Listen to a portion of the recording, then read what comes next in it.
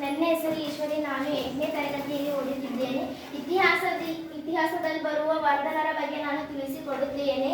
2 ಶತಮಾನಗಳ ಕಾಲ ರಾಜ್ಯವನ್ನು ಆಳಿದ ಗುಪ್ತ ಸಾಮ್ರಾಜ್ಯವು ಸುಮಾರು 6ನೇ ಶತಮಾನದಲ್ಲಿ ವಿಘಟನೆಯನ್ನು ಕಂಡಿತು. ಅನೇಕ ಪುಟ್ಟ ರಾಜ್ಯಗಳು ಈ ಸಂದರ್ಭದಲ್ಲಿ ಹುಟ್ಟುಕೊಂಡವು.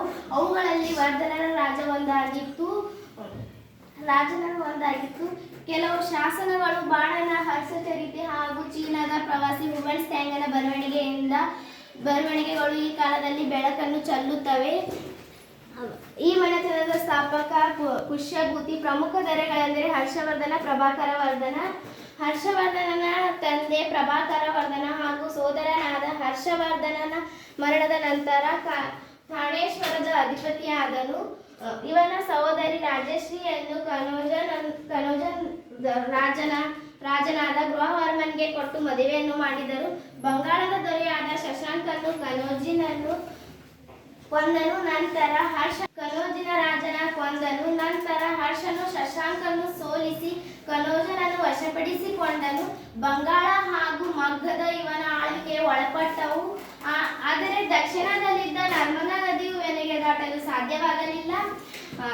ಚಾಣಕ್ಯರ ದೊರೆ 2ನೇ ಪುಲಿಕೇಶಿಯು ಇವನ ಅತಿಕ್ರಮಣೆ ಅಲ್ಲೇ ತಡೆದನು. ಹರ್ಷವರ್ಧನನ ಈ ಮೂಲಕ ಪುಲಿಕೇಶಿಯ ಹಿಮ್ಮೆಟ್ಟಿಸಿದನು.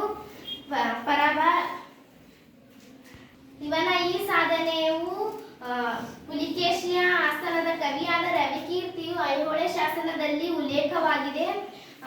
ಉಲ್ಲೇಖವಾಗಿದೆ. ಪುಲಿಕೇಶಿಯ ವಿರುದ್ಧ ಪರಾಭವಗೊಂಡ ಹರ್ಷನು ಹರ್ಷವನ್ನು ಇದು ಇಂಗಿಸುವುದೆಂದು ಅತ್ಯಂತ ರಂಜನೀಯವಾಗಿ ರವಿಕೀರ್ತಿಯು ವ್ಯಕ್ತಪಡಿಸಿದ್ದಾನೆ. ವರ್ಧನರ ಆಡಳಿತ. ರಾಜನ ಆಳ್ವಿಕೆಯಲ್ಲಿ ಮಂತ್ರಿಮಂಡಲವು ಸಹಕರಿಸಿತು. ಮಹಾಸಂಧಿ ವಿಗ್ರಹ ಅನುಸಂಧಾನಗಳನ್ನು ಮಾಡುವ ಮಹಾಬಲಾಧಿಕೃತ ಮಹಾಸೇನಾಪತಿ, ಭೂಗಪತಿ, ಕಂದಾಯ ಅಧಿಕಾರಿ, ದೂತ ಮುಂತಾದರಿಂದ ಅಧಿಕಾರ ವರ್ಗವು ಕೂಡಿತು. ಭೂಕಂದಾಯ ರಾಜನ ಮುಖ್ಯ ಆದಾಯವಾಗಿತ್ತು. ಹರ್ಷನು ಬೌದ್ಧ ಧರ್ಮಕ್ಕೆ ಪ್ರಾಶಸ್ತ್ಯವನ್ನು ನೀಡಿದನು. ಈ ಕಾಲದಲ್ಲಿ ವ್ಯಾಪಕವಾಗಿದ್ದ ಬೌದ್ಧ